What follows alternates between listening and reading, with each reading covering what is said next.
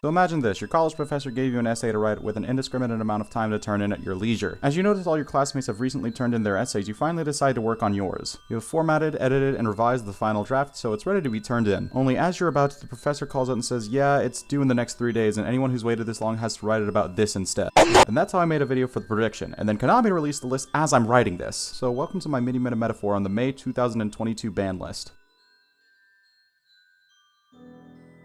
Yo, I got banned from events, and here's how it went down. This list has been anticipated for quite some time due to its mystery release date. That is until Konami decided to drop in, unban 3 old as fuck cards, listen to the players, and refuse to elaborate until Christmas. Players were accurate in the timing of this list, as videos might have only shown up for less than a week before we got a response from Konami, but that only adds to my bewilderment of this list. This is a bit of a different kind of video, so we'll go over all the changes and see if they were the right choices. Kicking off with the bans, Mecha Phantom Beast Auroradon, Prank Kids Meow Meow Moo, and Predaplant Verte Anaconda have all been removed from the game entirely. Forbidden!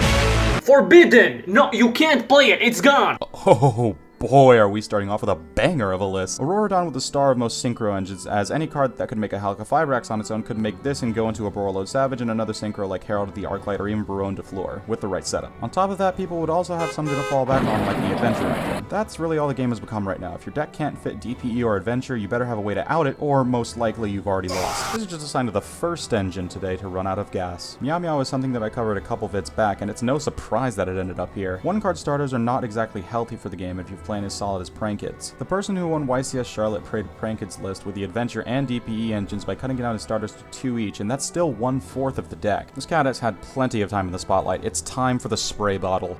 Anaconda has been declared the ender of so many formats before this, mostly being a backup plan to your main one if it fails. It's quite easy to make 2 monsters and to link off into this piece of shit. Just when your opponent has expended 3 hand traps to stop your turn, you summon a Phoenix Forcer or Dragoon and you say good luck. No wonder kids have gotten so mad on the internet. They took that personally. This card promotes unhealthy Yu-Gi-Oh! And I'm personally glad it's gone. Overall, the bans are fine. It would help if something to check Scythe were banned as well, but Konami doesn't really see it as much of a problem, so neither do I. And I think that you can guess why that is. Let's go!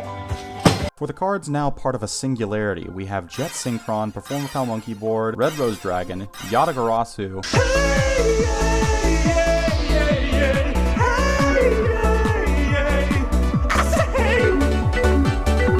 Crystron Halka Vibrax, Shooting Riser Dragon, Change of Heart, and Time Seal. To get a few of them out of the way, Yatagarasu and Time Seal don't deserve to be banned by any stretch of the means, but they shouldn't go higher than 1 copy. With Floanderies in the format being able to search this guy through their combo and normal summon it would be painful to deal with a deck if they were allowed to have 3. If note, as of recording the video, I finally actually read Yatagarasu and realized that it's a fiend type and not a winged beast, so disregard my previous statement entirely. It was wasted seconds, and so are these. If the birds get ahead of you on hand advantage and drop this guy, it's game over unless you have a grave effect. Time Seal is somewhat the same way with back row decks, but a lot less consistent. Lord of the Heavenly Prison can search it out, but becomes single use and there's no good strategy to recycle generic traps. Regardless, these cards are fine where they are now, and will likely stay where they are unless the birds take over the meta due to a lack of people being able to draw into their anti-depression tech. Jet Synchron and Monkey Board allows 2 things. The first thing is, we can finally play Jet Warrior again.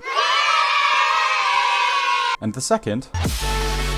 Jokes aside, Jet Synchron enabled silly combos with Auroradon in the format, but he probably won't do much outside of Synchron decks now. He's a great starter and extender, but much less unfair. Monkey Board is another quarterly mandated apology letter to Pendulum players due to being unable to unban Electromite. People have made arguments that this gives Pendulum players a free scale, but I understand the reasoning behind it. I like money. Dimension Force is releasing a new set of decently playable powers along Electromite the Second, so the unbanning of Monkey Board is likely a marketing ploy to buy the new set. While this will boost the consistency of Pendulum decks, I doubt it will swing them back into the meta. Along with them, we also have the curiously limited Crystron Halki Fibrax, Red Rose Dragon, and Shooting Riser Dragon. I guarantee you, these were only limited due to 7 different archetypes standing in an overcoat to go see an R-rated movie. This prevents longevity issues with that deck and possibly makes it into the Frankenstein's version of Adamancipator post-Block Dragon. Change of Heart is fine. The limited list this time around was sporadic. It took consistency away from a deck that didn't deserve to be alive, a deck that doesn't exist anymore, and gave us 1 part of Triple Tactics talent. When do you think Pot of Greed will become limited? Or Confiscation? Hopefully never, because this card was the weakest of the 3, and that's saying something. Question mark out of 10 due to an inability to identify if this was a good or bad part of the list. This time around on the Destiny Hero semi-limited list is Dynamite Knight, Cyber Angel Ben 10, Fire Formation Tenki, Pot of Desires, Trickstar Light Stage, and Wall of Revealing Light. The first three are just consistency improvements to decks that don't deserve any improvement after the amount they were allowed beforehand. Draco drew into too many floodgates, Drytron searched too much with Ava, and Tri-Brigade didn't appreciate the hand anyway. Why should they deserve a hand now if they're just gonna send it to the graveyard again? An argument can be made for Pot of Desires to come to 3, but it had zero business going to 1. Might as well just played Extravagance at that point if you wanted to draw 2 that badly. For all those Trickstar fans out there,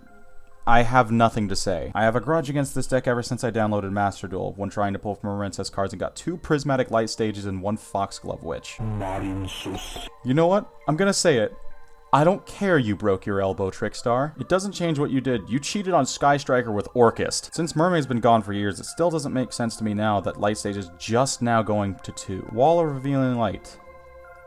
Was this on the list? I physically couldn't tell. To be perfectly honest, I've always been a big fan of the semi-limited list. It's like a testing ground for cards that could theoretically come off of the list. If you do nothing, you're free to go.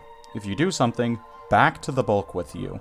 It's a lot like Prison in a sense. I'm happy with it because Militia still hasn't moved in the past several formats, and they likely won't unless they want Fusion Destiny to turn into a starter for hero decks. Finally, the Unlimits, the ones freed from their shackles. Sorry I forgot about you, Tobor. Are you kidding? You just saved me. I'm free. Fun isn't something one considers when balancing the list, but this does put a smile to my face. Night Assailant, Trishula Dragon of the Ice Barrier, Salamangrate Mirage Stalio, A Hero Lives, Salamangrate Circle, and Scapegoat are all now free to play with a subscription to Epic Games. Are now free to play at 3 copies. Night Assailant is in the same boat as Light Stage, this one being that it's over 10 years that it's been banned. Nobody will play this card. Trishula brings implications of hand looping, but you know what stops that?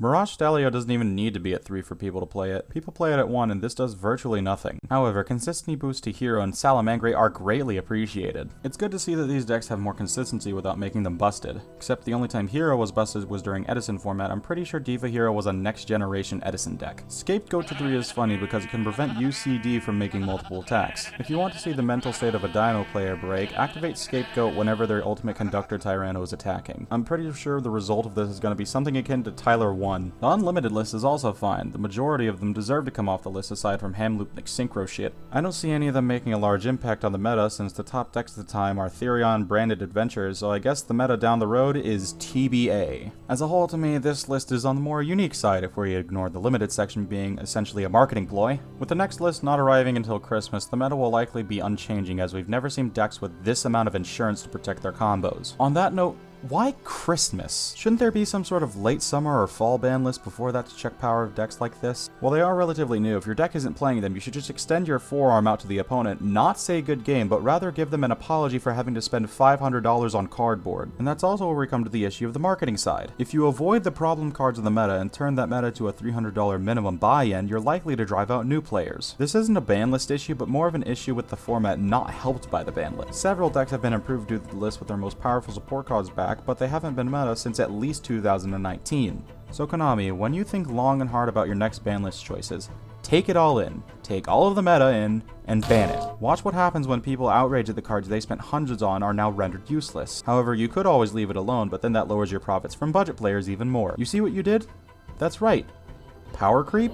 More like power trip.